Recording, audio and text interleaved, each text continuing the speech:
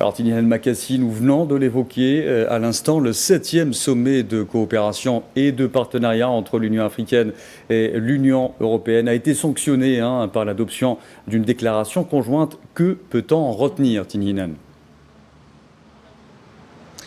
Effectivement, Abdelkader, ce 7e sommet de l'Union africaine avec l'Union européenne a été sanctionné par une déclaration commune. Vous le disiez à l'instant lors du sujet que vous avez passé, que la question sécuritaire, bien évidemment, la paix dans le monde, la paix en Afrique a été au cœur des préoccupations des dirigeants qui étaient présents aujourd'hui, que ce soit les dirigeants africains ou encore les dirigeants de l'Union européenne. Et vous faites bien de le signaler, la question du Soudan, la question des l'abcès sécuritaire au Soudan, les abcès sécuritaires au Sahel, la Palestine occupée et l'ensemble des conflits qui bouleversent aujourd'hui le monde était au cœur de ces préoccupations. Cela dit, on peut dire aujourd'hui que ce sommet est un sommet décisif finalement, puisque les dirigeants, que ce soit les dirigeants africains ou les dirigeants européens, ont, comme d'un commun accord par cette déclaration, décidé qu'aujourd'hui, il fallait renforcer ce partenariat déjà stratégique et déjà ancré dans des relations historiques entre les deux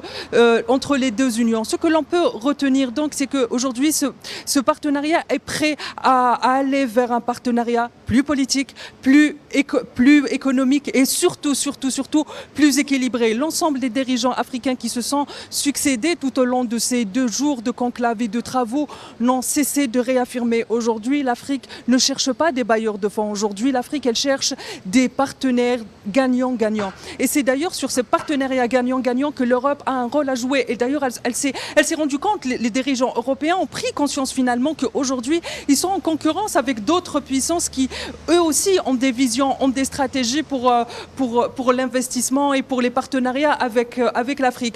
Donc, ce qu'on peut retenir de ce 7e sommet est que les dirigeants, les plus de 80 dirigeants, présidents, chefs de diplomatie et autres représentants des États, des institutions continentales des deux côtés, ou bien des deux organisations ont pris les choses fidèles à la réalité. Ils ont pris les choses telles qu'elles étaient sur le terrain avec beaucoup de conscience, et surtout l'ensemble des dirigeants ont insisté sur la nécessité de poursuivre cette fameuse feuille de route 2030 qui a été mise lors du 6e sommet des deux organisations, un sommet qui d'ailleurs a été qualifié d'historique, et je pense que ce sommet vient justement affirmer les décisions qui ont été prises lors de ce 6e sommet.